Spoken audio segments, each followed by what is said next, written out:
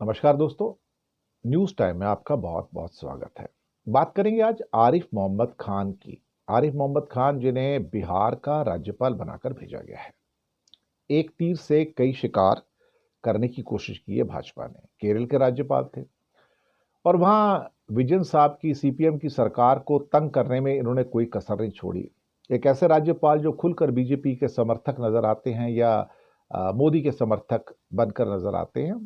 धारा 370 हो, तीन तलाक हो, कई और मुद्दे हों उनके ऊपर वो, या यूनिफॉर्म सिविल कोड हो, आरिफ मोहम्मद खान मोदी के साथ खुलकर खड़े नजर आए हैं। मोदी और शाह ने इनको राज्यपाल बना के अभी जो सारे बदलाव हुए हैं, केरल से उठाकर बिहार भेजा है, तो उसके कई सियासी मतलब निकाले जा रहे हैं। खासतौर से वहां पर राजेंद्र आर्लेकर साहब थे, तो उनको केरल भेज दिया गया है और इनको यहां बुला लिया गया है। वैसे भी राज्यपालों का जो रोल है, इंदिरा गांधी के टाइम भी ऐसा था, बाद में बिगड़ता चला गया। कांग्रेस के टाइम में भी ये रहा कि उनको इस्तेमाल किया गया और अभी तो एक बिल्कुल ही मोदी के एजेंट के तौर पे काम कर रहे हैं। धनखड़ साहब ने जिस ढंग से काम किया है, खासतौर से एक गवर्नर के तौर पर बंगाल में, वो तो शर्मनाक है, लज्जाजनक है। और उस लज्जाजनक काम की बदौलत जहां उन्होंने ममता को तंग करने में कोई कसर नहीं छोड़ी थी, उनको इनाम दिया गया मोदी शाह के द्वारा कि तुम उपराष्ट्रपति बन जाओ। जब ऐसे आदमी उपराष्ट्रपति बनते हैं तो फिर जब उस पद के ऊपर हम डॉक्टर राधाकृष्णन और डॉक्टर जाकिर हुसैन जैसे लोगों को बैठे देखते थे एक वक्त में, तो एक किस्म से पीड़ा होती है कि इन जैसे लोग भी भारत के उपराष्ट्रपति बन सकते हैं। और जो अच्छे खासे जो विद्वान और विनम्र व्यक्ति हैं या जो स्वाभिमानी व्यक्ति हैं, आत्मसम्मान के व्यक्ति हैं, वो बाहर बैठ के इनके हो सकता है पानी वानी भरते होंगे या कुछ नौकर चाकर की तरह तौर पे काम करते होंगे। आजकल तो भारत में यही चलता है ना, जो चौथी पास है वो टॉप पर बैठते हैं, जो अनपढ़ है वो भी टॉप पर बैठते हैं, और जो बहुत ज्यादा पढ़े लिखे विद्वान है वो इनकी नौकरी करते हैं, चाकरी करते हैं।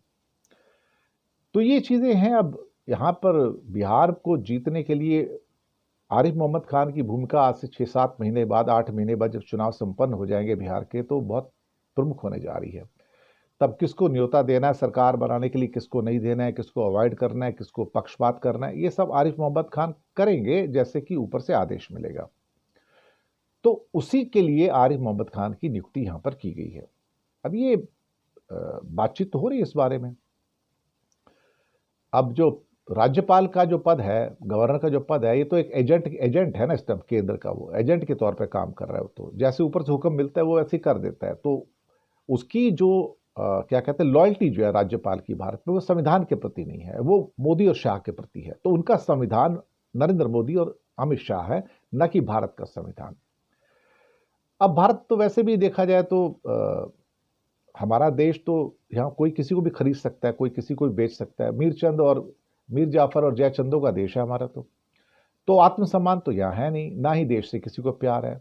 हाँ, बस पोस्ट मिल गई, ऊपर बैठो मजे करो राजभवन के, और सैल्यूट मिलते रहेंगे, खाना पीना मुफ्त का मिलेगा, गाड़ियां मिलेंगी, हेलीकॉप्टर मिलेंगे, हवाई जहाज मिलेंगे, और क्या करना है यहाँ पर।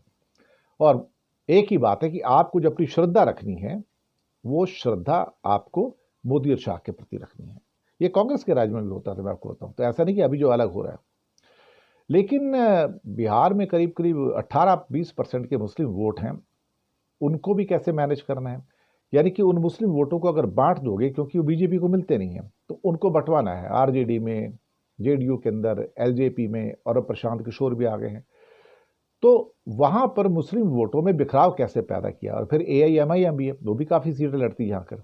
तो अगर ये लोग आते हैं साथ में, तो इसका फायदा सिर्फ नीतीश कुमार और बीजेपी को मिलेगा। और अगर कहीं त्रिशंकु सरकार बन गई, तो भाई वहां तो आरिफ मोहम्मद खान की भूमिका सबसे इंपॉर्टेंट होगी। तो किसको बुलाना है, किसको नहीं करना है, ये तो होगा ही होगा।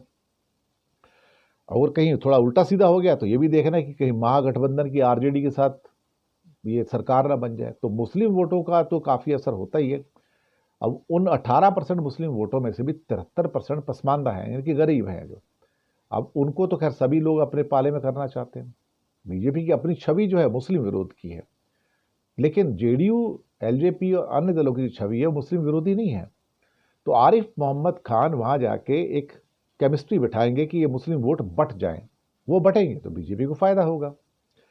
करीब करीब 26 साल बाद वहां पर देखा जाए तो किसी मुस्लिम राज्यपाल की नियुक्ति हुई है। उससे पहले डॉक्टर किदवई थे वहां पर, 1993 से 1998 तक काफी लंबे टाइम रहे हैं। तो ये जो नई नियुक्ति है ये बीजेपी के एक बड़े उच्च लेवल के एक हथियार के रूप में की गई है वहाँ पर, और वहाँ पर लेके आना आरिफ मोहम्मद खान को मुझे लगता है कई निशाने साधने जैसे हो गया है। नीतीश कुमार वैसे तो काफ़ी हद तक मुसलमानों के हिमायती रहे हैं, उनको वोट भी मिलते रहे हैं, उनका अपना ट्रैक रिकॉर्ड भी सेकुलर ही रहा है, लेकिन अब लगातार वो बीजेपी के साथ तो है, तो कभी कभी उसके लिए माइनस पॉइंट होता है, तो उस माइनस पॉइंट को रोकने के लिए या उस केमिस्ट्री को उसी रूप में रखने के लिए आरिफ मोहम्मद खान की जो नियुक्ति है वो अपने आप में फिर बहुत महत्वपूर्ण हो जाती है। अब आपको याद होगा कि शाहबानो केस के अंदर जब राजीव गांधी की सरकार थी तो वहाँ आरिफ मोहम्मद खान ने इस्तीफा दे दिया था। तो अब है बहुत सारी चीज़ें हैं, अपने अपने लोगों के रिजर्वेशंस हैं इस मामले में, लेकिन अब आने वाले दिनों में क्या होगा क्या नहीं, लेकिन आरिफ मोहम्मद खान जो है वो एक क्या कहेंगे मोदी शाह के अपने आदमी के तौर पर वहाँ पर काम कर रहेंगे और क्या करेंगे, और जो भी ऊपर से आदेश आएगा उसको फॉलो करेंगे। हालांकि आरिफ मोहम्मद खान ने केरल में विजयन साहब को बहुत तंग किया, सीपीएम की सरकार को बहुत परेशान किया, वही उनका मैंडेट भी था कि जाओ परेशान करो, इससे ज़्यादा और क्या हो सकता है, वही उन्होंने किया। यहाँ भी ऐसा करेंगे बोल नहीं सकते क्योंकि यहाँ पर एनडीए की सरकार है तो उतना इंटरफेयर नहीं करेंगे, पर एक बात तो है कहीं ना कहीं कि बहुत सारी चीज़ें बीजेपी साधने जा रही है इस एक नियुक्ति के द्वारा। शुक्रिया आपका बहुत बहुत।